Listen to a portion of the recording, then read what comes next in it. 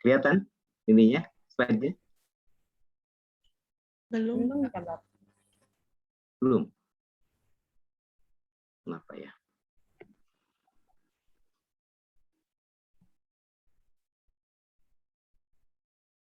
Internet connection is unstable. Masih belum juga?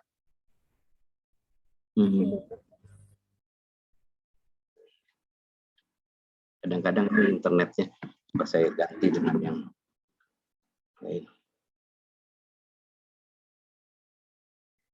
Saya coba. Oke.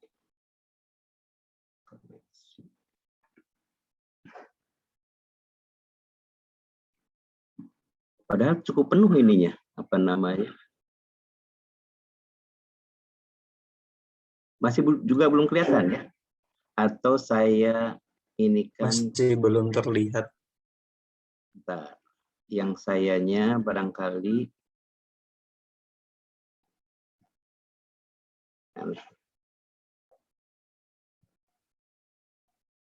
coba saya stop share dulu. Nah, video saya tutup ya, biar stop share-nya bisa.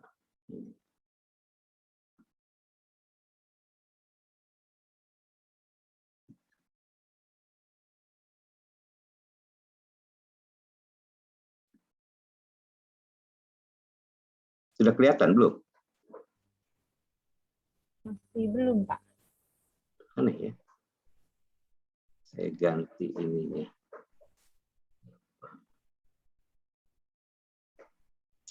Nah, ini masalah karena koneksinya.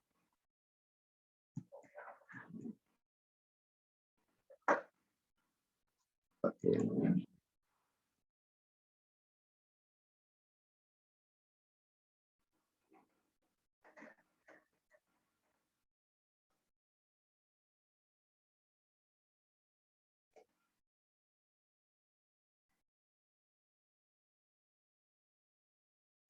Masih juga belum kelihatan?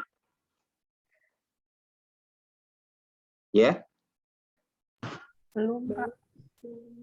Kenapa ya? Mana caranya? Atau keberatan ya? Biasanya enggak.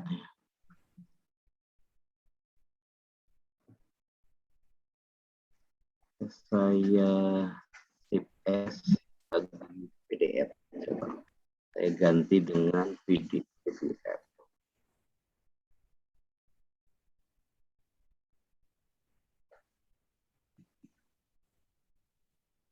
Saya pilihkan dengan PDF.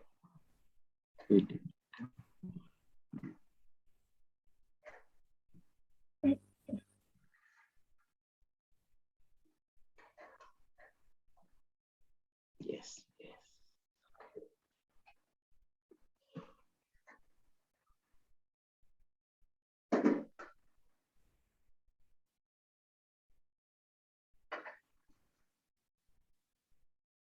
Belum juga kelihatan ya? Belum, Bapak. Gimana Atau caranya? mungkin mau dibantu saya yang share screen-nya, Pak? Ininya harus di ini dulu ya, harus di-send-kan ke Ibu. Kak, yang sama dengan yang di LMS bukan, Pak? Belum saya masukkan ke sini. Oh, Belum ya. Jadi bentar saya ini kan dulu. Coba saya ambil yang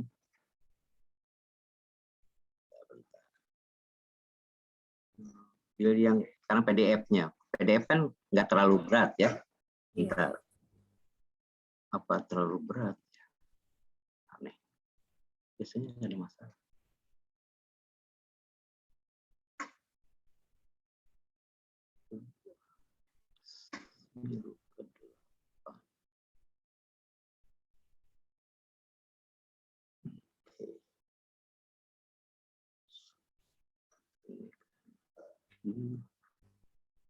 Share screen tapi yang 8. Ini. Share. Ini PDF ini ya.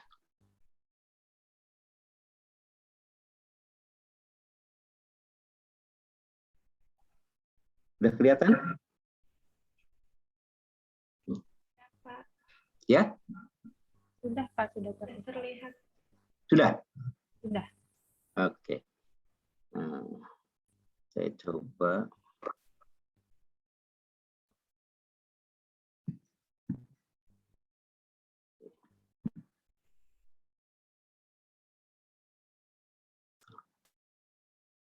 Oke, kalau gitu kita. Ya. Jadi topik kita kali ini adalah karakteristik genom sitoplasmik atau genom mitokondria. Jadi LO-nya Anda mampu memahami bagaimana karakteristik genetik genom sitoplasmik, terutama mitokondria, mengenai komposisi gen yang ada di dalamnya, serta prospek pemanfaatan untuk analisis genetik dan keunggulan serta kelemahan dari pemanfaatan materi genetik ini dari sisi evolusi molekuler dan konservasi genetik. Jadi ini yang LO-nya, dan tentu saja pustaka yang ini kan tadi ya masih yang sama, tapi ada secara spesifik untuk mitokondria. Kemudian kita mulai. Karena ini kalau saya besarkan kayaknya nggak kuat. Saya coba besarkan, bisa nggak? Oh, kelihatan? Tidak, Bapak.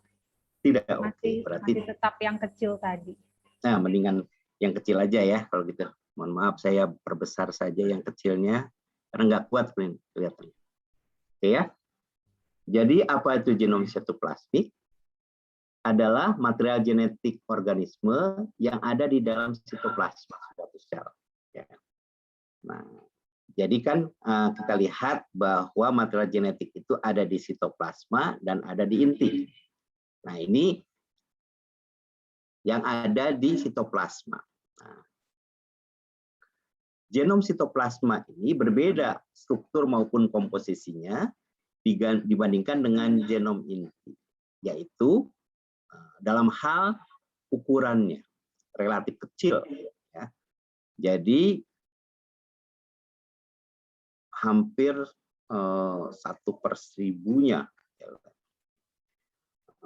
Kemudian dikemas secara khusus ya dalam kompartemen tersendiri dan berbentuk lingkaran. Ya. Nah, ini yang apa namanya sirkuler. Jadi ini karakteristik daripada genom sitoplasma. Nah, kemudian kita lihat lagi lebih lanjut ya.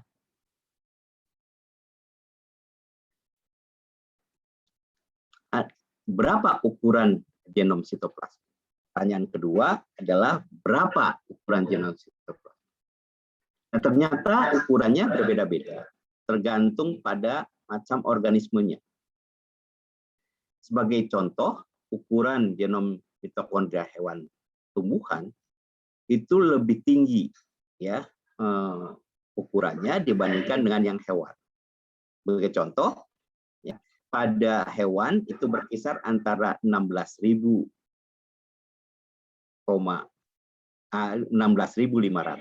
sampai 40.000. Tetapi pada mitokondria tumbuhan lebih dari 100.000 BP ya. 1.000 BP ya. Nah, di sini ukuran yang tadi. Nah, selain nanti kita lihat ya, ukuran mitokondria tumbuhan lebih besar dibandingkan dengan mitokondria hewan. Nah, kalau ditanya lagi, dari mana asal-usul genom sitoplasmik? Jadi berasal dari endosimbiosis antara sel inang dan alpha proteobacterium. Ya, yang terjadi 1,45 miliar tahun yang lalu. Jadi sangat-sangat lama. Ini dari tadinya berasal dari endosimbiosis antara sel inang dengan alpha proteobacter. Kita tahu bahwa di dalam genom sitoplasmik tadi, selain mitokondria, ada kloroplas. Ya. Sedangkan kloroplas itu adalah endosimbiosis antara cyanobacterium dengan sel inang. Jadi ini berlangsung sudah lama, sehingga baik itu mitokondria maupun kloroplas memiliki tadi kompartemen tersendiri di dalam sel tadi untuk membentuk ATP. Dan ya, organel ini bertanggung jawab terhadap fiksasi karbon dan proses-proses lainnya. Nah, dengan demikian, tadi bakteri yang tadi bersimbiosis tadi sudah terintegrasi di dalam genom, terutama genom eukariot. Jadi ini asalnya. Nah, ukuran tadi berbeda-beda. Nah, kenapa Pak ukurannya berbeda-beda? Jadi ada yang sudah diintegrasikan di dalam inti. Ya, terutama pada hewan itu ya beberapa bagian yang ada di dalam mitokondria ya sudah diintegrasikan di dalam inti. Tetapi pada tumbuhan belum semuanya. Nah, oleh karena itu dari sisi ukuran ya lebih kecil ya pada hewan dibandingkan pada tumbuhan. Nah, tentu saja ini menarik. Dan yang antara gen satu dengan gen lain relatif tidak ada jeda. Jadi nyambung. Ya. Anda bisa bayangkan pada yang tumbuhan itu masih ada jeda yang dikatakan sebagai splicing-nya. Ya. Apa namanya? Jarak antara dua gen tadi masih ada bagian-bagian tertentu. Tetapi pada mitokondria hewan itu sudah tidak ada lagi. Ya, ini yang perlu dicermati dengan baik. Jadi kalau kita lihat ya pada hewan ini ada inti, kemudian ada mitokondria dan dalam satu sel itu lebih dari terdapat beberapa mitokondria. Ya. Tentu saja ini akan memudahkan di dalam proses-proses berikutnya. Ya, dan ini kalau kita lihat pada yang inti ini, ya nukleus yang seperti sudah saya sampaikan sebelumnya, ya ini lebih terkompartemen ini dengan kromosom-kromosom yang dari berukuran besar ke berukuran yang kecil. Ini kita lihat di dalam. Genom mitokondria dimiliki oleh hewan dan tumbuhan, ya. Sedangkan genom kloroplasnya dimiliki hanya tumbuhan saja, karena terkait dengan fotosintesis dan sebagainya. Nah, kalau kita lihat lebih lanjut, bagaimana struktur daripada gen tersebut, ya, kita akan lihat di sini, ya. Jadi ini adalah struktur daripada genom sitoplasma hewan. Yang merah itu adalah coding region, daerah-daerah penyandi protein. Sedangkan yang biru itu adalah tRNA. Ya. Kita lihat dari satu gen ke gen yang lain itu hanya disela oleh tRNA. Ya, tetapi kalau Anda lihat nanti mitokondria pada tumbuhan, selain tRNA juga ada suatu bagian yang non-coding yang ada sebagai perantara. Nah, dengan demikian secara utuh kita lihat susunan-susunan gen-gen yang terdapat di dalam mitokondria tadi berurutan seperti ini, ya. Tetapi ada yang menarik pada hewan ini antara mamalia dengan burung, ya, adanya gennya sama tetapi susunannya berbeda, ya. Ada yang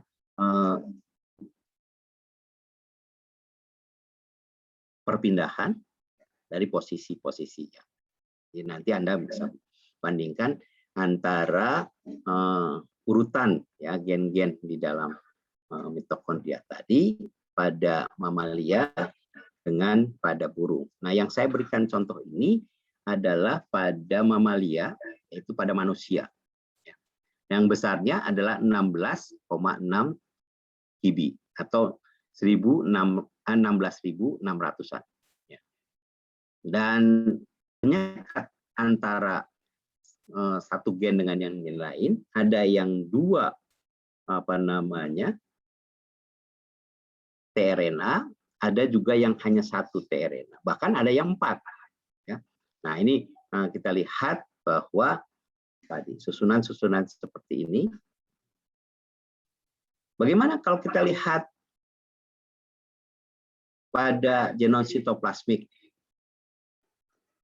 tumbuhan, terutama pada kloroplas. Nah, ini yang terdiri dari bagian-bagian yang kita kenal sebagai short single copy, ya. Nah, kemudian ada yang kita dapatkan HR ini adalah IR ini adalah inverted repeat, ya. Sedangkan yang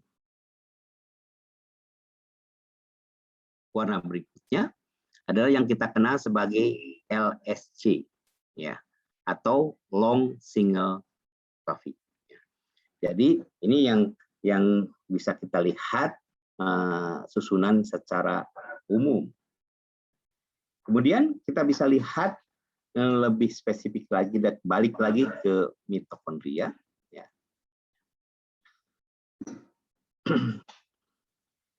Kenapa dipelajari dengan intensif? Karena memiliki peran sebagai marka genetik untuk studi populasi maupun studi evolusi dari hewan. Dan yang menarik lagi bahwa pada mitokondria ini sekuennya relatif sederhana, organisasinya tadi, ya, ada 3, nanti kita akan lihat ada berapa macam coding sekuennya. Dan yang kedua adalah diturunkan, ya, secara maternal. Jadi dari garis ibu. Jadi kalau bapaknya siapapun, ya, mitokondrianya diturunkan dari ibunya. Ya, jadi anaknya dekat kepada ibunya, ya, anak-anaknya tadi. Nah, jadi garis ibu, ya. Kemudian yang menarik lagi ciri khas daripada DNA mitokondria ini, jarang sekali terjadi rekombinasi, bahkan tidak terjadi. Dengan demikian merupakan marka ideal untuk menelusuri keturunan berdasarkan garis ibu. Nah, jadi ini yang bisa kita lihat secara khusus. Kemudian Anda bisa lihat secara seluler bagaimana struktur daripada mitokondria, ya, dengan ada macam-macam lapisan-lapisannya. Saya tidak akan masuk kepada biologi sel, ya, tetapi kita lebih banyak pada pemanfaatan, ya, di dalam perannya sebagai marka genetik, ya. Nah, kalau kita lihat dari strukturnya, maka genom mitokondria ini terdiri daripada 13 gen penyandi protein fungsional. Nah, apa saja? Baru kita lihat kembali ya ke sini ya. Ada sitokrom B, ada ND6, ND5, ND4, ND3, ND4L dan seterusnya. Jadi kalau kita hitung ada 1, 2, 3, 4, 5, 6, 7, 8, 9, 10, ya, 11, 12, 13. Ya. Nah, yang dua ini, ya, 12S ribosomal RNA dan 16S ribosomal RNA. Dengan demikian ada dua gen ribosomal RNA yang berukuran besar yang dikatakan sebagai kan, ya, dan ada yang berukuran kecil. Ya. Ini 12S ribosomal RNA dan 16S ribosomal. Dan pula terdiri daripada 22 tRNA yang terletak di mana? Ya, di antara tadi gen-gen tadi maupun bagian yang ini kan tadi, dan yang menarik bahwa hanya ada satu yang bersifat non-coding yang dikatakan sebagai control region atau D-loop. Ya. Nah, D-loop ini adalah bagian daripada fragmen mitokondria yang tidak menyandikan. Namun demikian, peran D-loop ini sangat-sangatlah penting karena disinilah di dalam D-loop ini ya, ada yang kita kenal sebagai untuk mulainya amplifikasi ataupun perbanyakan daripada mitokondria tersebut. Makanya dikatakan sebagai coding region ya untuk menginikan apa namanya sentral D-loop ini ya untuk memperbanyak di dalam control region ya, dikatakan sebagai control region. Nah, perannya di dalam marka genetik ya bisa kita lihat di dalam jurnal Trend in Ecology and Evolution pada tahun 1989 ya. Itu ada review yang sangat komprehensif. Anda harus download ya apa namanya artikel aslinya. Bagaimana mitokondria hewan ini, DNA mitokondria hewan ini sebagai marker genetik untuk studi populasi dan evolusi biologi yang ditulis oleh Richard G. Harrison. Jadi di sini diperlihatkan bagaimana peran daripada DNA mitokondria ini ya sebagai genetik marker dalam populasi, terutama ya sedangkan proses-proses evolusi daripada hewan tersebut.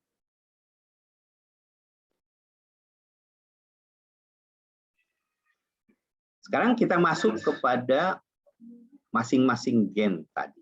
Jadi ada 13 gen yang ada di dalam mitokondria. Tadi salah satu di antaranya adalah sitokrom oksidase subunit 1 yang nanti kita bisa lihat berperan sebagai barcoding spesies. Ukurannya sekitar 1.500-an, ya 1.545 pp. Dan terletak terutama di bagian ini, ya. CO1 berdekatan dengan CO2, kemudian diselang oleh ATPase subunit 8 dan subunit 6, kemudian baru ke CO1, CO3, ya, ND3 dan seterusnya. Nah, ada dua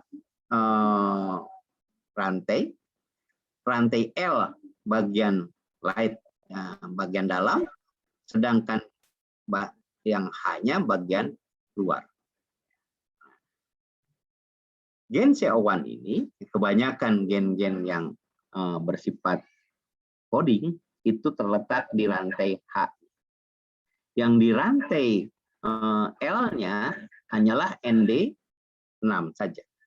Dan beberapa tRNA yang ada di dalam. Nanti Anda bisa explore lebih lanjut apa saja yang ada di.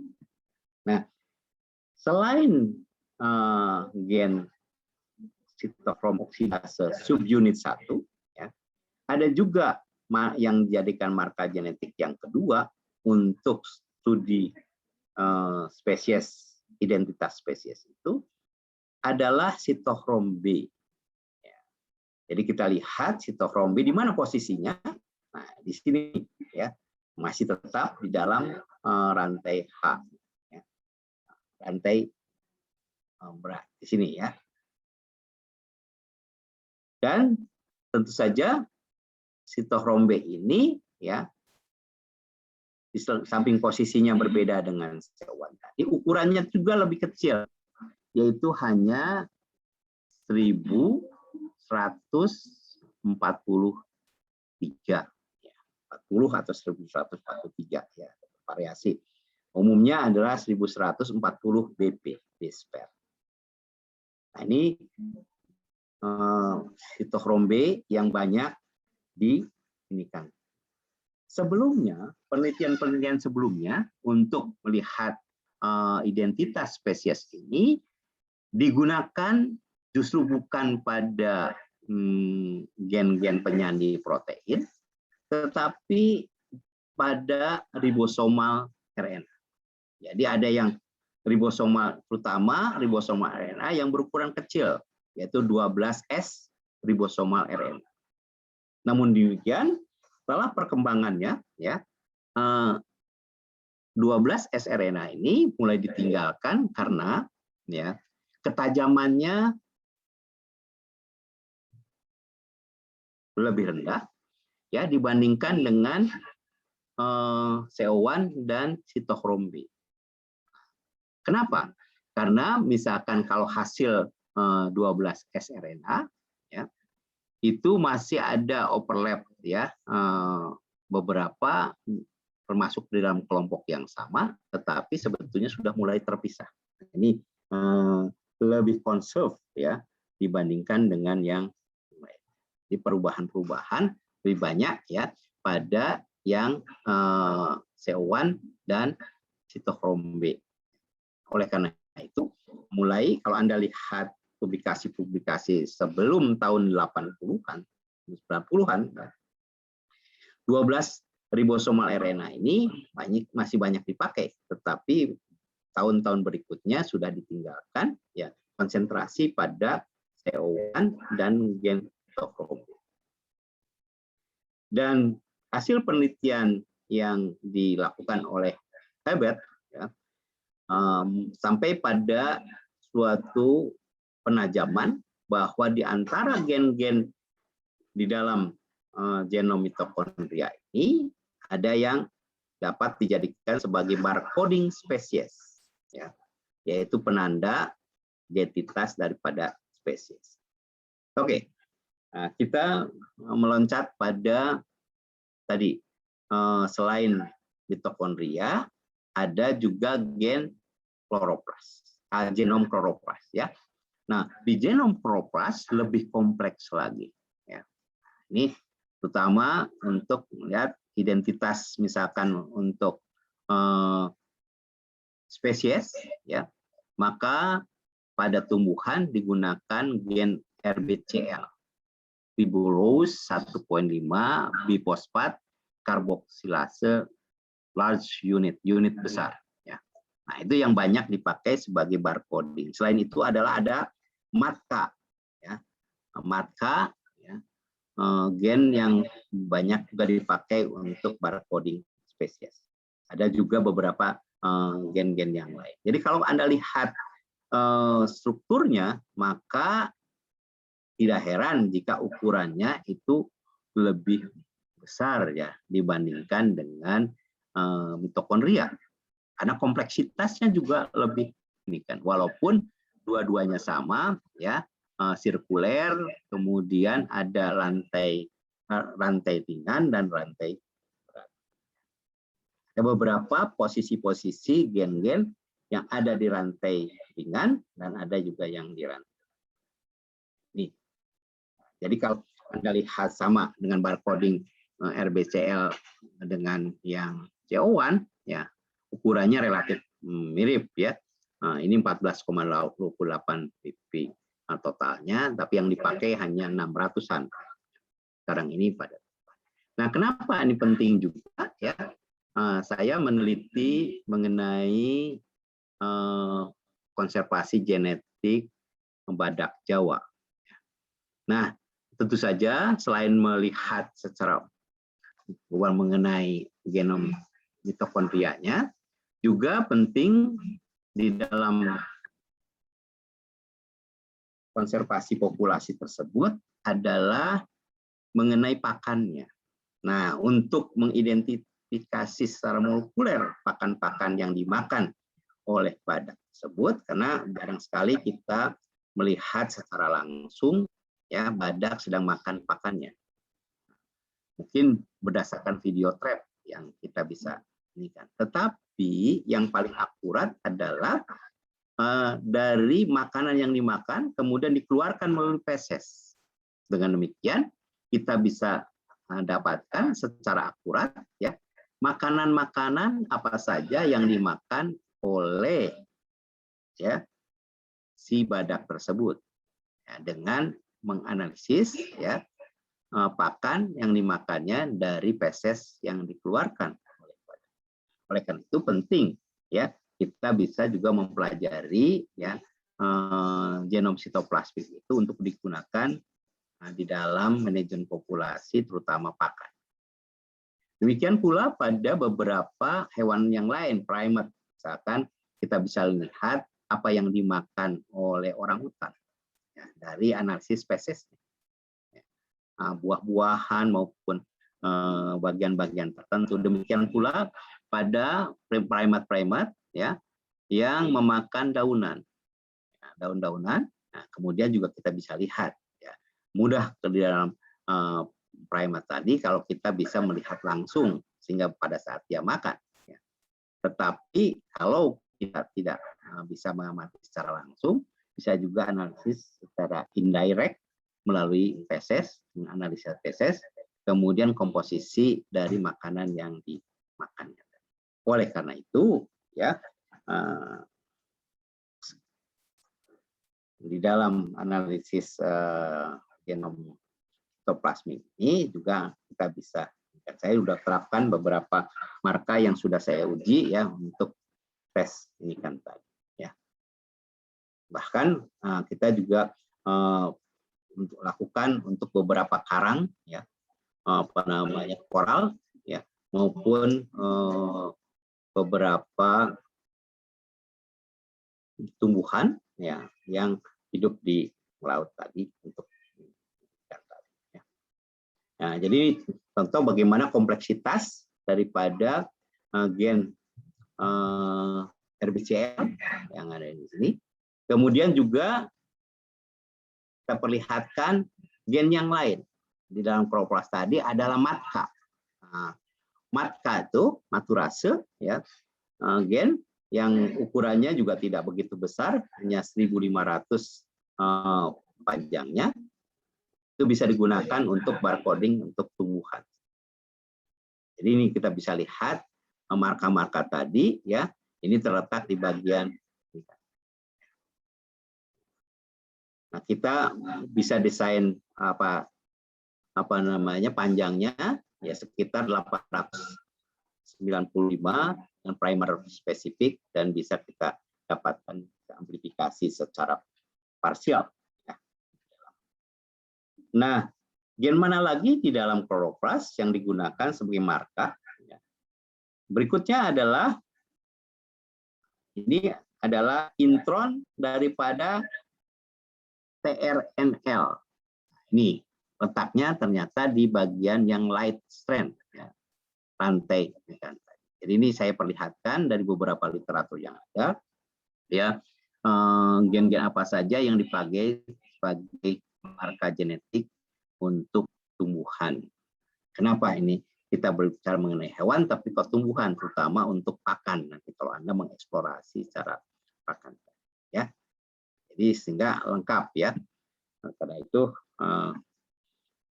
mereka juga berkonsultasi ke kita karena kita menguasai beberapa genom kloroplas yang kita eksplor. Nah, selain ada 1, 2, ya, 3, sudah 3 itu di dalam genom kloroplas yang dapat digunakan sebagai marka genetik. Satu lagi adalah intron daripada tRNA, ya, di mana itu dekat dengan matka, ya. Jadi intronnya, Anda lihat kalau dari sisi struktur, ya, ternyata gen-gen tadi, ya, berdekatan, tetapi masih ada selang. Nah, selang ini adalah daerah-daerah yang non coding. Anda lihat, ya, intron ada di sini banyak kali, ya, sehingga mengakibatkan ukuran genomnya menjadi besar. Karena masih adanya suatu penyela yang berupa non-coding yang kita kenal sebagai intron. Nah, dengan demikian, kalau kita lihat, bandingkan dengan mitokondria yang sangat-sangat padat, ya, tanpa adanya suatu intron. Nah, pertanyaannya, kemana Pak intronnya? Intronnya sudah diintegrasikan di dalam genom nukleer.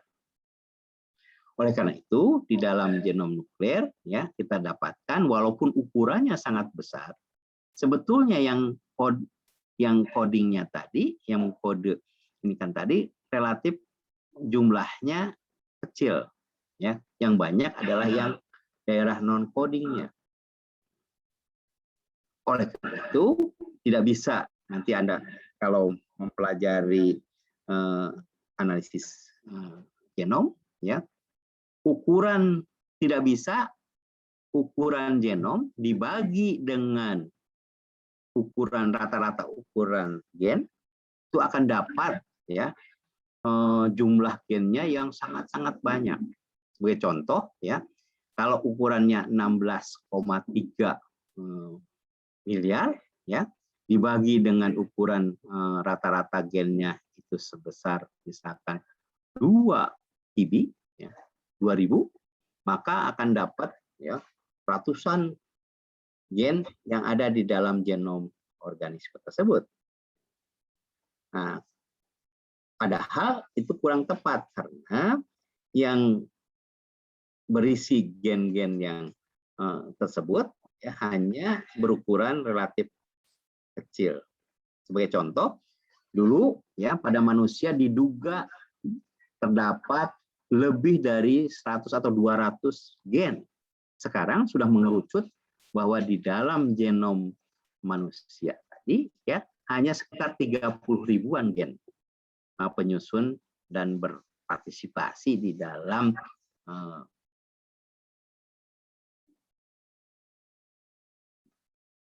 kegiatan-kegiatan yang terkait dengan organisme tersebut, ya. Nah, jadi ini sekarang mulai tereduksi yang tadinya di atas 200 karena tadi ukuran genom dibagi dengan ukuran rata-rata ukuran gen. Padahal tidak tepat seperti itu. Yang berikutnya, kalau kita sudah tahu struktur daripada target penelitian ataupun objek yang kita ingin pelajari, ya, tadi mitokondria atau kloroplas, maka langkah berikutnya adalah, ya, untuk melihat karakteristik tadi, yaitu bagaimana prosesnya di dalam mendapatkan material yang ada di dalam mitokondria.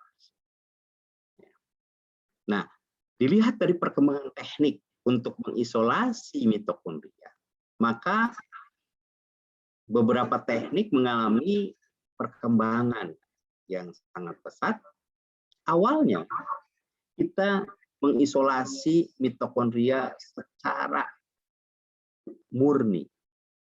Dengan demikian dipisahkan dari DNA inti. Itu di awal-awal. Tapi sekarang ini tidak lagi.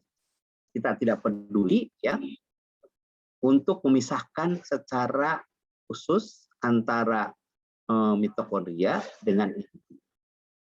Yaitu kita isolasi atau purifikasi ya si DNA-nya tadi secara genomik, campur antara mitokondria dengan DNA inti. Nah, nanti perkembangan selanjutnya ditentukan oleh primer-primer spesifik yang didesain untuk mendapatkan atau mengamplifikasi daerah-daerah tersebut. Dengan demikian, kita harus mengambil sampel, misalkan apakah itu dari ikan, apakah dari mamalia, dari burung, maupun dari primata yang bisa kita berikan. Jadi, yang penting pertama adalah koleksi sampel. Apa yang harus diperhatikan di dalam koleksi sampel tadi? Si material yang akan dipurifikasi DNA-nya atau diekstraksi DNA-nya itu harus disimpan di dalam buffer yang spesifik. Kenapa? Supaya tidak rusak. Nah, banyak yang ambil dari lapangan kemudian langsung di freezer. Ya, oke, bagus. Tetapi kadang-kadang perjalanan ya di dalam perjalanan juga kalau tempatnya sangat jauh itu agak berat untuk menghandle. Namun demikian sekarang ini sudah berkembang ya buffer-buffer mulai dari buffer alkohol ya. Kemudian ada buffer-buffer yang lain yang spesifik yang sangat kuat untuk menyimpan ya DNA dalam kondisi baik dari bagian material-material yang ada tadi ya. Nah, tiap-tiap lab mengembangkan ini tadi ya. Di tempat saya juga sudah kami kembangkan untuk ini kan buffer-buffer karena langkah berikutnya sangat tergantung kepada preparasi sampel awal. Kalau Anda ceroboh di dalam koleksi sampel dengan buffer yang kurang tepat, maka konsekuensinya adalah pada langkah berikutnya Anda akan mendapatkan kesulitan untuk pada saat ekstraksi, amplifikasi maupun sequencing. Jadi tahapan di dalam analisis mitokondria ini ya koleksi sampelnya kemudian diekstraksi ya dengan campuran tertentu ya. Sekarang ini sudah tersedia yang berbentuk kit ya sehingga Anda bisa lihat ada blood and tissue kit, ada yang lain ya. Padahal di awal-awal itu kita meramu sendiri dengan komposisi-komposisi yang spesifik untuk menghancurkan sel, kemudian menghancurkan proteinnya dan sebagainya. Kemudian tentu saja untuk mendapatkan tadi 13 gen di dalam mitokondria yang ada tadi ya didesain primer yang untuk diamplifikasi dengan PCR. Nah, barulah dilihat apakah berhasil tidak ya amplifikasinya, yaitu dengan melarikannya atau memvisualisasinya dengan gel elektroforesis ya, terutama agarose ya, agarose gel elektroforesis baik yang long Z yang terendam yang dikatakan sebagai submarin. Kenapa disebut submarin? Karena si gelnya itu terendam di dalam buffer. Karena ada beberapa yang terendam itu hanya bagian ujung-ujungnya saja. Ya, itu pada yang horizontal maupun vertikal elektroforesis yang itu. Setelah kita lihat ya pitanya jelas bagus yang hasil amplifikasi tadi ya, kemudian bersih. Jadi nanti akan dilihat di dalam kuantifikasi berapa konsentrasinya, itu dengan kuantitatif ya, menggunakan nanodrop. Tetapi nanodrop saja belum cukup. Anda lihat juga melarikan elektroforesisnya ya. Kadang-kadang nanti tidak murni smear ya, smear dan sebagainya, maka Anda akan kesulitan ya di dalam mensekuensi tadi. Sekarang sudah banyak perusahaan-perusahaan yang mau menerima sekuen Anda. Salah satu di antaranya adalah Westbiz ya. Westbiz tadi yang awalnya di Singapura sekarang udah pindah ke Malaysia. Jadi ini contoh-contoh bagaimana persiapan sampai mendapatkan analisis untuk mitokondria parsial yang kan. Nah, baru kemudian setelah sekuennya dapat dianalisis dengan bioinformatik, banyak program-program bioinformatik, baik PAU ataupun yang lain. Salah satu di antaranya adalah program MEGA. Nanti barangkali kita akan secara spesifik akan mencoba bagaimana dari mulai mengalignment, mensejajarkan sampai dengan mendesain primer ya, menggunakan berbagai program. Ya, sekarang molecular evolutionary genetic analysis dengan programnya itu sudah sampai ke 10 ya. Tetapi Anda pakai saja yang 7 karena makin tinggi versinya ya, maka makin kompleks. Ini beberapa contoh. Berikutnya ini contoh ya, saya mengamplifikasi dari ikan. Ini ikan gabus ya. Ikan gabus, kemudian target yang saya amplifikasi adalah gen sitokrom B utuh. Nah, oleh karena itu didesain ya dari ujung di luar sitokrom B sampai ke bagian dalam semuanya bisa teramplifikasi. Kita menggunakan apa namanya yang primer yang sangat spesifik ya pada untuk ikan ya, kita desain. Ini sebetulnya saya desain untuk ikan gurame, tapi ternyata bagus juga digunakan berjalan baik untuk ikan gabus.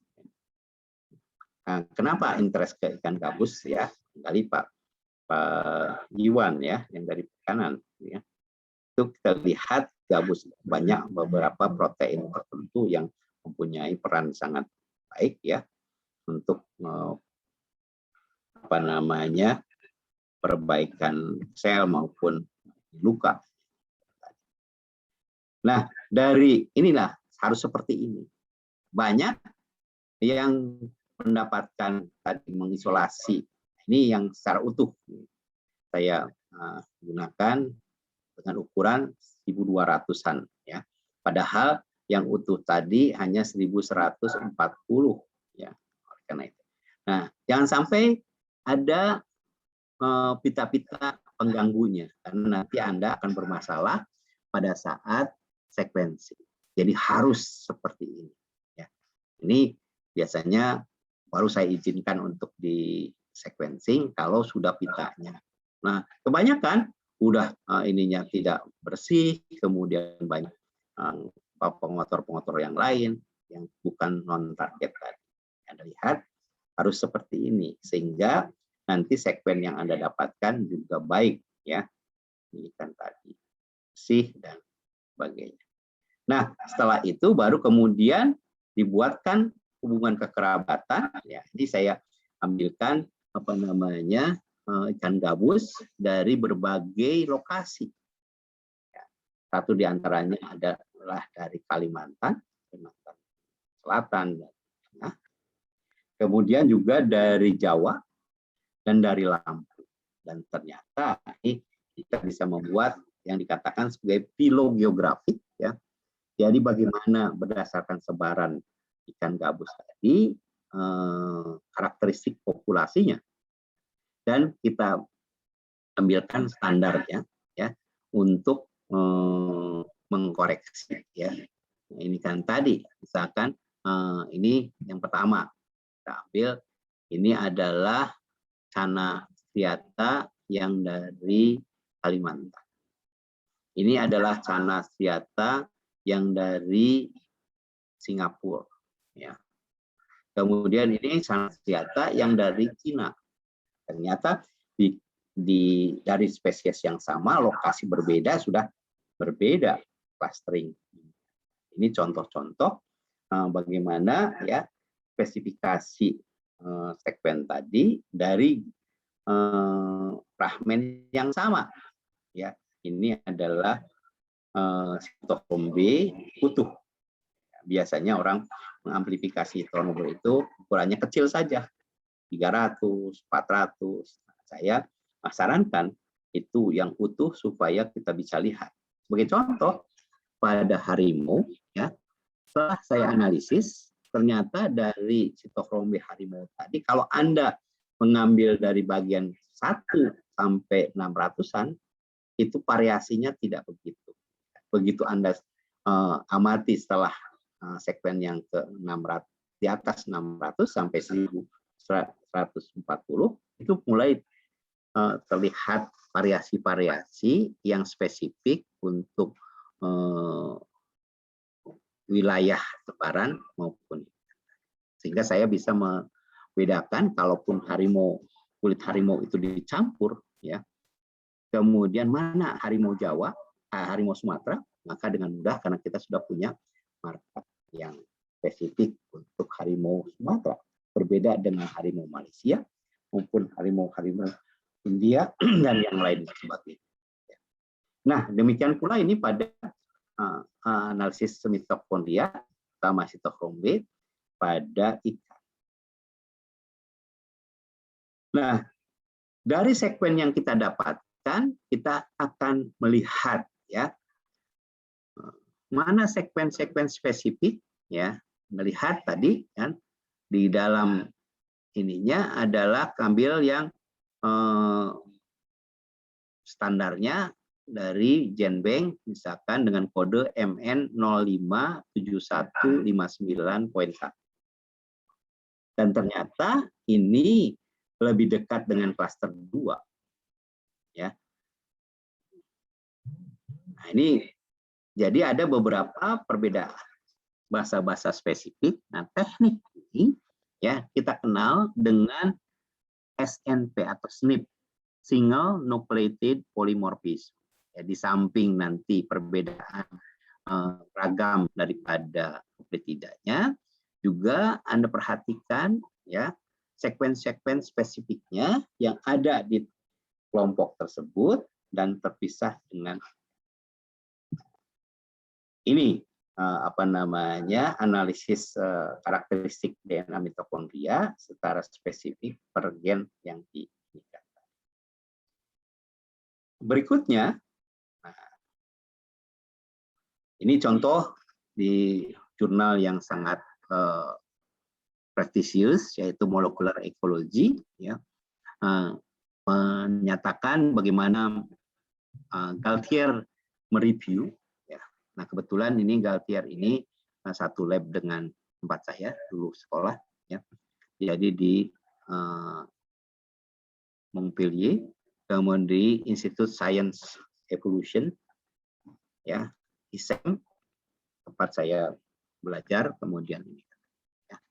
Jadi memang di tempat kami sudah terbiasa dengan publikasi-publikasi yang sangat-sangat meningkat. Di antaranya adalah ini bagaimana DNA mitokondria ini sebagai marker molekuler untuk mengkaji mengenai diversitas organisme. Ya. Ini tentu saja banyak sekali peneliti-peneliti asing yang magang maupun sebagai peneliti ya di tempat kami dulu ini kan. Sehingga saya beruntung ya mendapatkan biasanya kalau tamu-tamu yang sangat terkenal baik ya itu memberikan suatu kuliah sertifikat ke mahasiswa-mahasiswa yang ini, sehingga kita mendapatkan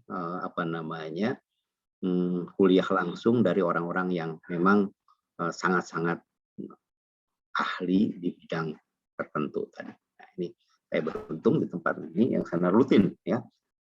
Oleh karena itu sekarang juga di kita di Indonesia di IPB kalau ada tamu asing kemudian ini kan Anda harus menghadiri, biasanya dimintakan untuk kuliah singkat ya beliau.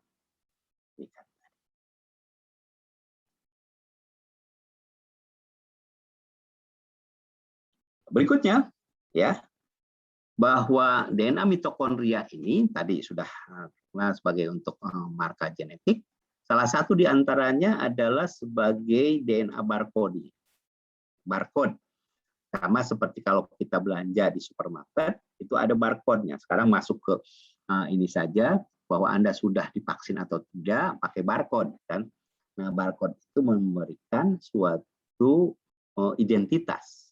Dengan barcode tadi kita keluar gitu kan, kita ini kan dari barcode yang dan kita saya Didi Duryadi itu pernah divaksin di mana, data-data yang sekarang ini banyak yang diambil dimanfaatkan oleh ini kan, makanya proteksi itu. Nah ini DNA barcoding ya, dilakukan ya sebagai diagnosis baru, alat diagnosis baru yang cepat untuk mengenal spesies, terutama identifikasi ataupun mendapatkan jadi ini adalah salah satu ya museum geologi di Harvard. Jadi kalau Anda sempat mengunjungi museum ini sangat-sangat prestisius ya. Jadi Anda boleh mampir ke sini bagaimana ini kan tadi. Jadi di Harvard yang ini kan tadi ada juga museum yang sangat terkenal, ya, yaitu Museum Komparatif Geologi yang ini kan mengenai barcoding, pengembangan barcoding di. Jadi kalau Anda juga ke Kanada, ya di tempatnya Profesor Hebert, ya itu juga ada suatu museum yang tempat sentralnya COBOL, ya. Namanya sentral untuk menginikan barcoding organisme. Nah, apa itu barcoding? Ya, barcoding itu tadi penanda ya yang berasal dari suatu sekuen pendek ya, yang mampu untuk mengenali ya, jenis spesies tertentu pada organisme hidup, terutama eukariot. Nah, sekuen pendek ini sepanjang kurang lebih 660-an ya, panjang basa, terutama di bagian gen sitochrom oksidase subunit 1 yang dikenal disingkat menjadi CO1. Nah, di tempat di mana barcode of life tadi dimulai sama di Kanada ya di tempatnya Profesor Hebert ya itu sudah terkoleksi berbagai jenis spesies dikumpulkan, makanya sekarang ada program-program yang penelitinya kerjasama dengan negara tadi, kemudian hasilnya disetorkan ke tempat ini untuk kita ini kan. Jadi ini sangat-sangat prospeknya baik untuk pengenalan spesies yang ada.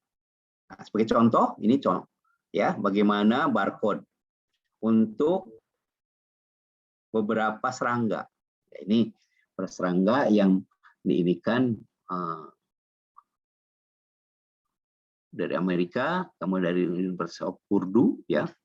Nah, ini bagaimana membuat barcoding untuk beberapa spesies serangga Agrius ya, untuk contoh sampai detail, kemudian klasifikasi dan bagian-bagian mana yang diamplifikasi ya, pertama daerah CO1 di bagian mana. Nah, hati-hati dengan barcode tadi karena Anda lihat yang umumnya adalah di awal, ya, dari awal dari gen CO1 tadi sampai ke tengah. Ya. Jangan di sebelah ininya, karena nanti Anda bandingkan data-data yang ada justru banyak di 660 tadi di bagian, bukan di bagiannya. Ya harus jelas. Kenapa? Misalkan sama-sama ikannya ikan yang ada di laut, ikan cakalang, kok pakai barcoding, kok hasilnya berbeda? Ternyata primernya tidak sama yang dipakai sehingga tidak bisa dibandingkan. Ini kan tadi ya. Jadi harus daerahnya sama, kemudian bisa. Ini contoh bagaimana keberhasilan. Ya, baik. Sehingga sekarang ini sudah mulai menjadi tren ya untuk barcoding tumbuhan, kemudian hewan maupun organisme lain ya, barcode mikroorganisme juga ya bisa diinikan program-program tadi dengan tadi ya tergantung pada susunan nukleotidnya sehingga kita bisa mendapatkan barcode dengan cepat ya. Nah, sekarang ini seperti kalau kita belanja ya di supermarket kan ada barcode, tidak akan tertukar ya antara minyak goreng dengan misalkan hijau ya. Karena barcode-nya sudah ini kan tadi menyangkut harga dan sebagainya ya. Kita juga ini kan sekarang mulai barcode tadi populer di mana-mana ya. Nah, bahkan kita pembayaran pun pakai barcode ya yang bisa diinikan tergantung kepada mana yang dipakai untuk pembayaran tadi. Nah, banyak revisi penamaan maupun revisi kelompok spesies berdasarkan informasi genetik yang didapatkannya dari mitokondria. Nah, karakteristik daripada spesies mengenai kucing. Nah, nanti akan lihat kucing dari varian-varian mana ya yang tadi, demikian juga anjing, kemudian juga tanaman-tanaman itu, serangga dan sebagainya. Nah, ini DNA mitokondria, sitoplasmik yang menjadi sarana penting di dalam menginikan tadi. Ya. Nah, bahkan sekarang ini juga untuk forensik. Ya. Sekarang ini untuk mendeteksi katanya obat-obatan yang dari bahan-bahannya A, B, C, D, E, ternyata setelah dicek ya itu bukan bahan-bahan tersebut. Demikian pula pada makanan. Ya. Nah, bahkan sekarang ini di Indonesia terkenal ya pemanfaatannya untuk misalkan makanan halal, apakah tercampur dengan babi atau misalkan ada bakso dari tikus, bukan dari bakso sapi, gitu kan. Bagaimana mendeteksinya? Nah, dengan barcode ini masuk di dalam forensik ini kan tadi yang makanan, keaslian dan sebagainya sekarang sudah mulai, bahkan makanannya bahannya dari spesies A. Nah, asal mana ini didapatkan? Nah, ini dari hasil barcode tadi Amerika mendapatkan masalah karena memang menangkap ikan-ikan dari wilayah Kanada. Kanada mengklaim Amerika harus membayar beberapa ini karena ada pencurian ikan yang berasal dari nelayan-nelayannya. Ya, nah, di kita sebenarnya kelihatan sekali gitu ya bagaimana nelayan Vietnam, nelayan ini di Natuna yang mengambil bahkan sebelum Ibu Susi itu kan itu masuk ke wilayah Indonesia bagian timur itu kan tidak terkontrol. Apalagi belum lagi kepada molekulernya, masih secara fisik saja sudah kelihatan. Nah, berikutnya, nah sampel kita juga dari pemanfaatan tadi untuk satwa-satwa endemik atau satwa-satwa yang spesifik ada di tempat tersebut untuk tujuan konservasi. Sebagai contoh ya, salah satu di antaranya yang saya pakai dengan 2 marka, ini adalah mitokondria dari gen C1 dan dari sitochrom B. ya. Ini kita lihat ya pada sebaran anoa dari berbagai tempat, apakah ada perbedaan ya di dalam ini kan tadi, karena ini adalah interestnya bukan filogeografik tetapi pada identitas spesies. Ternyata ya anoa ini ada dua kelompok, yang satu adalah hidup di dataran tinggi dan satu hidup di dataran rendah. Nah, sekarang ini sudah terjadi spesiasi yang berbeda antara yang hidup di dataran rendah dan di dataran dengan sampel yang merata, ini hampir seluruh. Nah, hal yang sama sekarang sedang saya lakukan juga dengan mahasiswa saya, ini S3 ya. Kemudian untuk burung yang spesifik di di Sulawesi. Ini juga dilakukan hal yang sama ya. Apa yang kita dapatkan dari sebaran ini dengan marka gen CO1 dibandingkan dengan gen sitochrom B. Dari berbagai spesies standarnya, karena ini anoa itu adalah kerbau kerdil ya secara. Dan tadinya dimasukkan di dalam kerbau. Nah, ternyata sekarang ini sudah terpisah antara anoa dengan kerbau tadi ya. Anda lihat ya, dua klaster yang ini adalah kelompok anoa dan ini adalah kerbau, dan sebagai outgroupnya kita ini kan pada Boselaphus fragonatus. Nah, itu dengan CO1 ya. Dan ternyata dengan CO1 ini mampu membedakan bahwa di Sulawesi itu ada yang bagian atas ini adalah anoa dataran tinggi, dataran rendah. Yang ini adalah anoa dataran tinggi. Nah, sudah mulai berbeda, sama-sama anoa, yang satu penampilan fenotipnya itu rambutnya kulitnya itu ya, kulit tubuhnya berwarna coklat. Yang ini adalah kehitaman ya. Dan ternyata klasternya sudah terpisah, sehingga yang satu sudah dinamai dengan Bubalus quarresi yang dataran rendah, dataran tinggi, dan Bubalus depressicornis untuk yang dataran. Nah, kita gunakan marka yang berbeda itu tetap ya, clusteringnya adalah tetap bahwa sudah terpisah secara jelas antara kelompok kerbau dengan kelompok anoa, yang dimana sebelumnya dimasukkan tuh anoa tadi di dalam satu sub famili yang sama dengan, sekarang sudah mulai terpisah menjadi anoa subfamili tertentu. Nah, ini memberikan ya bagaimana kontribusi tadi untuk ini kan tadi. Oke, saya cepat karena waktunya ya. Nah, pada primata, karena kebanyakan peserta dari primata tadi sudah saya katakan ya bahwa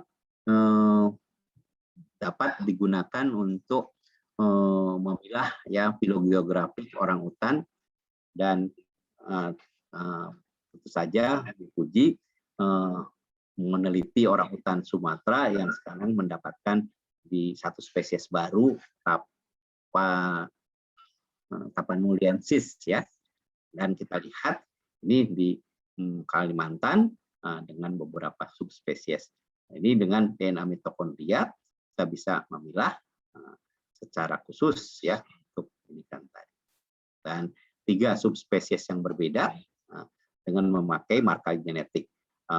Sebaiknya bukan CO1, tapi kita bisa gunakan sitochrom B ataupun D-loop ya untuk memilah perbedaan subpopulasi yang ada.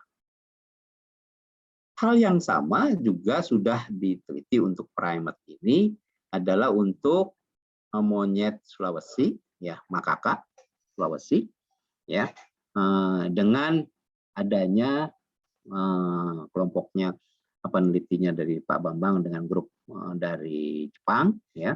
Kemudian kita bisa sudah pilah ada makaka nigra yang di daerah ini kan di Manado dan sekitar ini kan, ya. Kemudian ada makaka nigresen, ya. Ada makaka heki, ya. Kemudian ada makaka tongkiana di bagian ini. Kemudian makaka maura di Sulawesi Selatan, ini sekarang Sulawesi Selatan Tengah, dan ada makaka ohreata di bagian Sulawesi Tenggara dan makaka brunensen di bagian pulau-pulau yang bagian. Ini menunjukkan bagaimana diferensiasi dan spesiasi spesies tadi berdasarkan marka mitokondria yang dipakai, ya. Sehingga kita bisa merunut, ya, filogenetik yang ada tadi.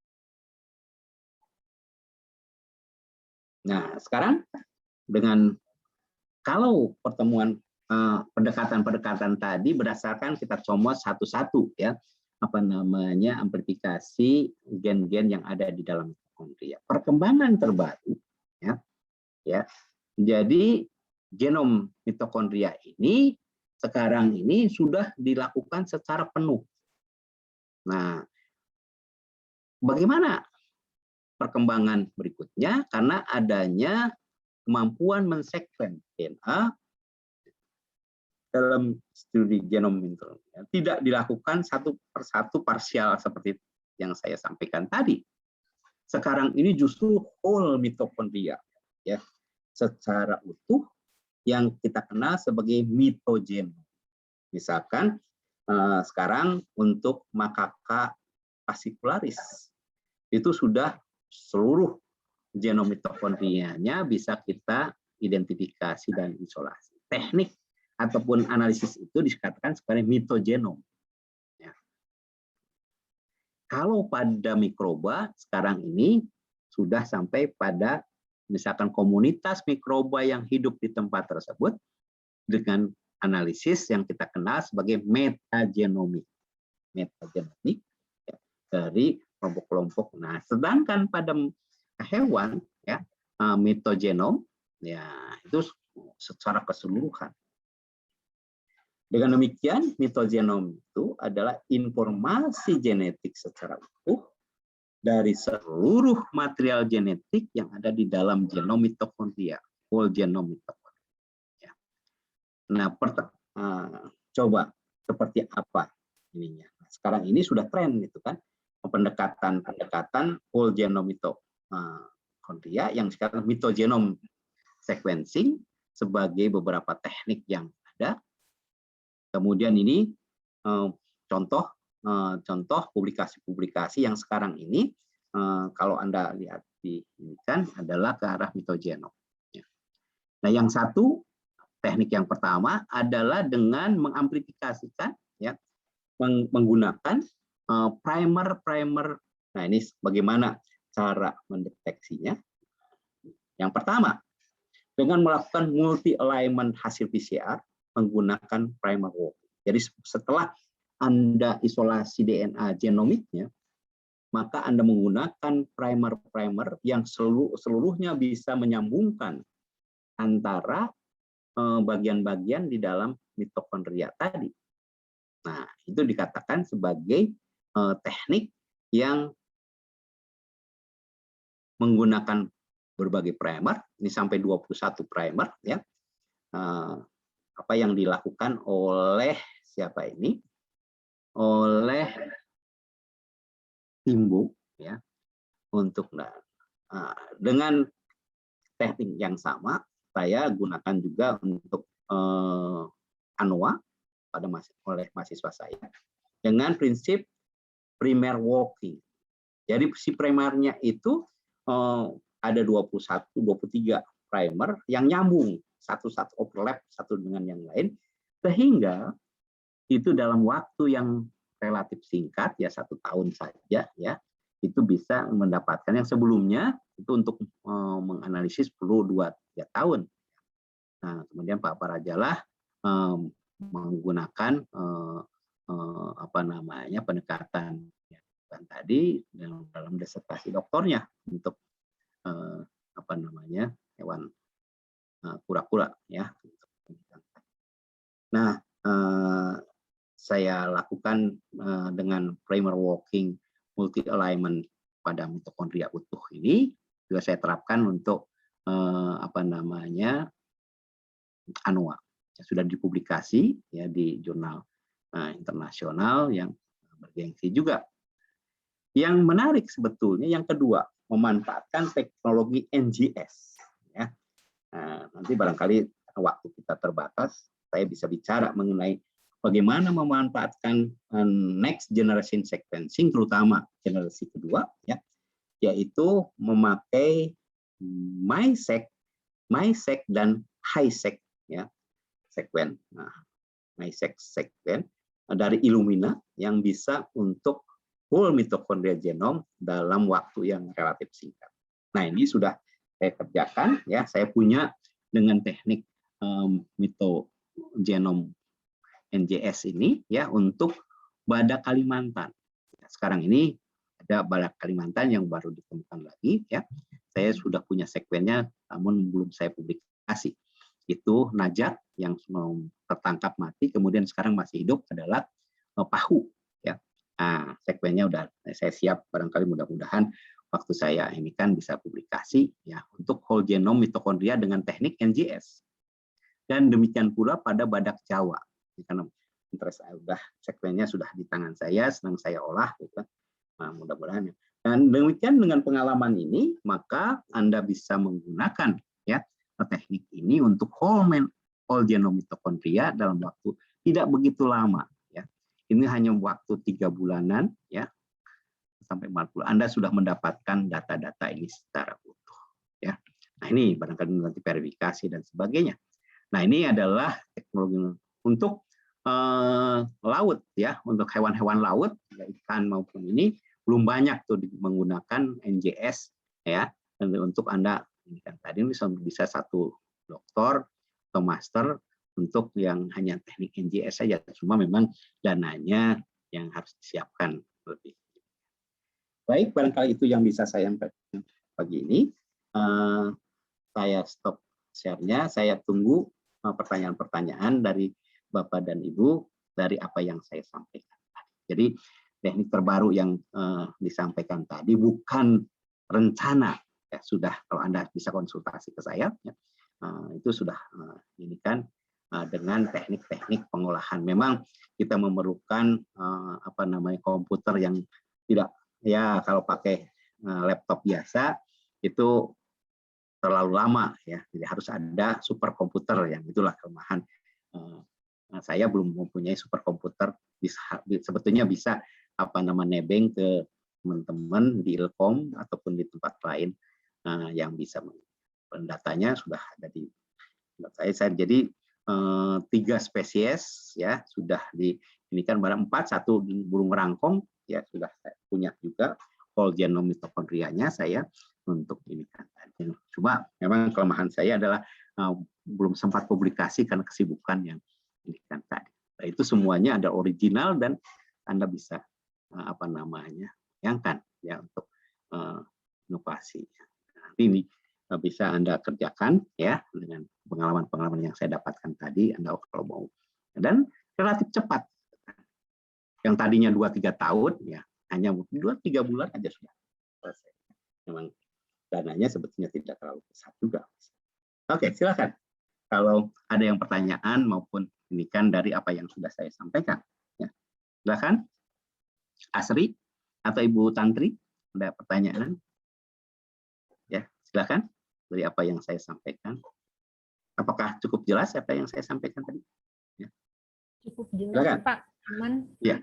Tadinya saya penasaran ini, Pak, ingin menanyakan, kan tadi Bapak sampaikan hati-hati ketika mau mengamplifikasi itu istilahnya yang ya ketika sampel awal tuh jangan sampai hanya pasang basanya tuh hanya di depan saja padahal ada di belakang gitu, atau enggak tapi di contoh selanjutnya ternyata posisinya ada di depan gitu.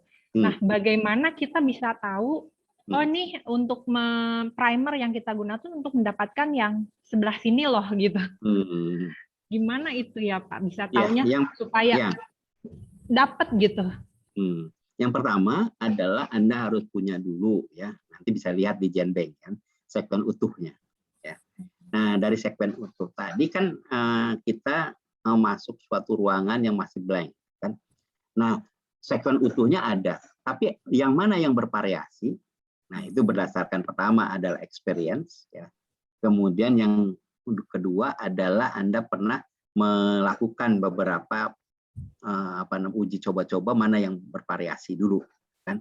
Dari segmen yang sudah ada ya, Anda alignment mana bagian-bagian yang bervariasi tadi. Apakah di bagian depan, bagian belakang. Ya.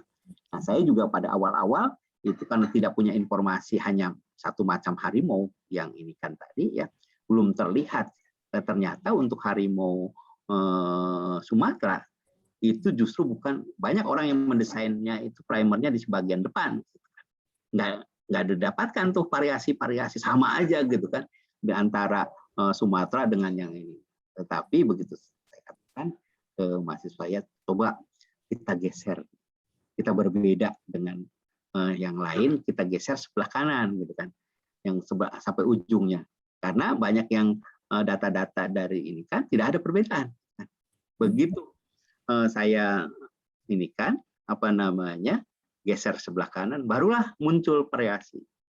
Nah sekarang strateginya bagaimana supaya ini kan tadi untuk sitohrombe sebaiknya amplifikasi utuh aja 1140 gitu kan. Nah memang tidak mudah, kita harus bagaimana primer itu harus tajam, kemudian ini beberapa persyaratan. Sehingga dari situ kita bisa lihat bagian mana yang bervariasi kan. Udah dibandingkan, oh banyaknya variasinya di sini gitu. Nah barulah kita tidak usah utuh gitu kan, baru bagian yang bisa. Ini strategi-strategi yang menurut pengalaman saya ini sangat berguna. Beberapa hal yang bisa. Nah sekarang ini kayak kita di ruang gelap, asal aja kan ngambil, ya. Kemudian ternyata di situ variasinya tidak banyak. Nah hal yang sama juga sekarang saya melakukan itu untuk gen heat shock protein. Ternyata yang variasi yang itu dari bagian yang 600 ke bawah, bukan yang. Dan ternyata saya bisa membuat 4 genotip yang berbeda. Nah itu tadi di pengalaman memang ada sedikit randomnya, tetapi random yang harus strategis gitu. Anda lihat tadi berbagai itu tadi baru dipilah, oh Anda pilih yang ini nih, karena orang lain belum pernah mendapatkan yang variasi itu karena kebanyakan sebelah kanan ya. Oke, dapat ditangkap Ibu Tantri? Iya Bapak, terima kasih Pak. Silakan Asri, ada pertanyaan?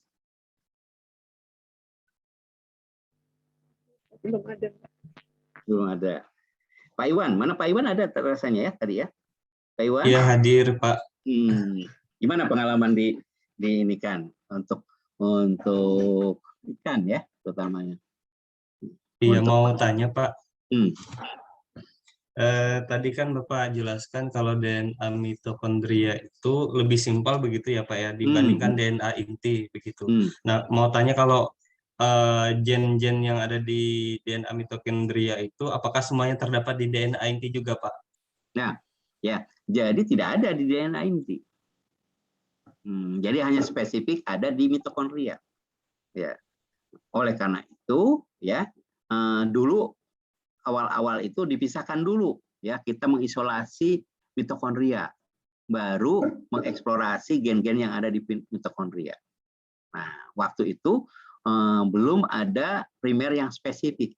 Nah sekarang ini nggak peduli Anda campur, yang penting primernya itu sangat tajam untuk mengambil, misalkan sama aja orang Indonesia mau ngambil orang Bali ya dibandingkan dengan orang Jawa Timur atau Jawa.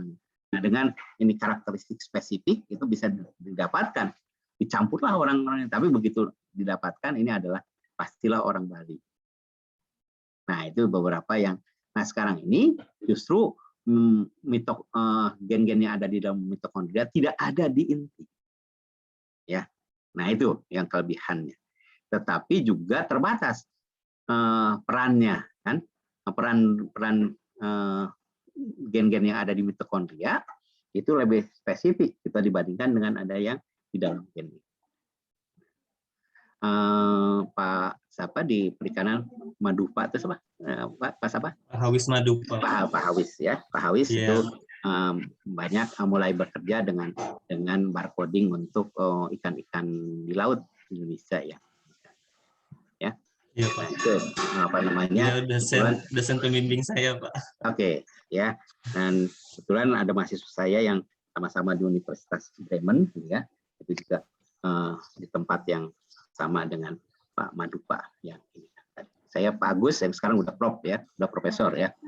Mahasiswa saya yang saya bimbing itu dia sandwich di Indonesia 2 tahun, kemudian 2 tahun di Jerman, di Bremen. Ya, sekarang sudah profesor, alhamdulillah. Bimbingan saya di Unsud sudah profesor. Oke, baru ada beberapa. Jadi pembimbingan saya udah ada yang 4 sudah profesor ya. Cuma pembimbingnya saja tidak profesor. Yang penting mahasiswanya sudah hasil. Ya.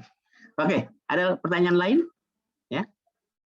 Pak ingin bertanya, Pak, tadi kan silakan. Dibahas mitogenom itu ya, Pak ya. Perbedaannya dengan metagenom itu apa, Pak? Kalau metagenom itu mengenai ragam di dalam komunitas, terutama pada bakteri. Nah, sekarang ini kan kalau kita isolasi bakterinya satu aja kan didapatkan. Nah, kalau metagenom tadi semua ya spesies di dalam komunitas tadi bisa dideteksi. Tapi syaratnya harus memakai ya alatnya itu adalah dengan NGS. Kalau PCR biasa hanya satu yang muncul ya, seperti saya tadi itu kan tadi ya, hanya satu karena yang dominan saja yang ini. Padahal di situ ada 3 macam. Tetap saja yang muncul adalah yang paling banyak. Ya.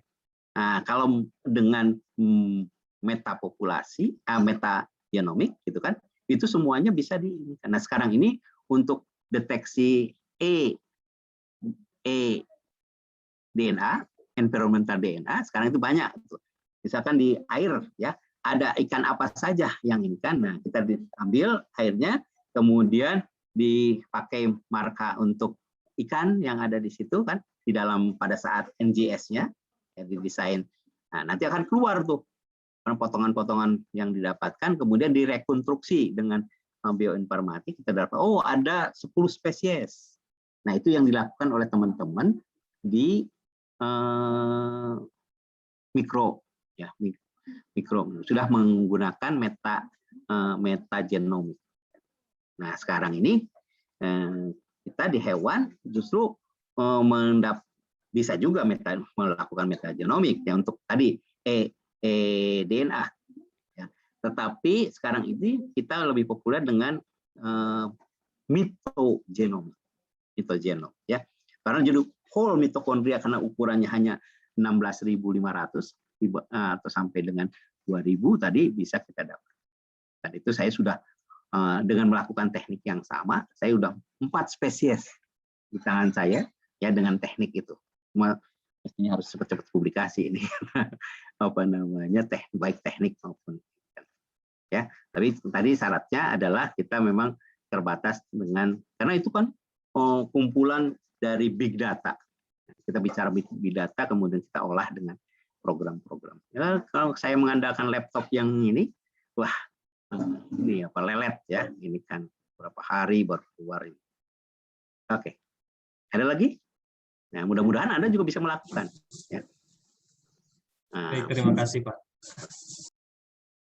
Jadi kita ketemu lagi siang ya. Mudah-mudahan apa yang saya sampaikan. Nah, nanti akan saya ini kan materinya saya tambahkan dulu nanti apa namanya tambahan-tambahan teknik yang baru tadi ya. Bagaimana step by step-nya kemudian. Oke. Sampai ketemu lagi siang ini untuk kita diskusi. Saya tutup. Assalamualaikum warahmatullahi wabarakatuh. Waalaikumsalam. Waalaikumsalam. Terima kasih. Terima kasih, Waalaikumsalam. Pak. Terima kasih.